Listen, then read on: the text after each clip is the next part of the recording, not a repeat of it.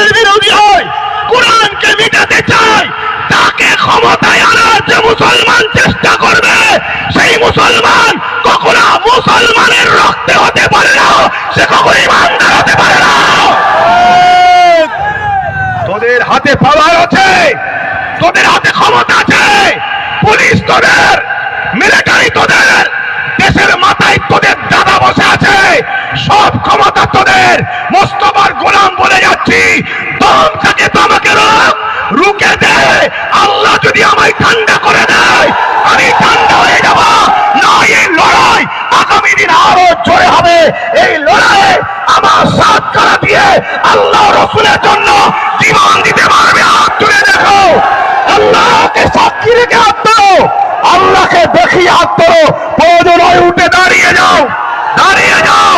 এখন থেকেই প্রস্তুত শুরু আমরা। ইসলামের দুশ্মনেরা হুঁশিয়ার, সাবধান। ইসলামের দুশ্মনেরা, ইসলামের দুশ্মনেরা, মুস্তাকে রাসূলেরা, মুস্তাকে রাসূলেরা, মুস্তাকে রাসূলেরা, দ্বীন ইসলামের দুশ্মনেরা, আল্লাহ বিদ্বেষীরা,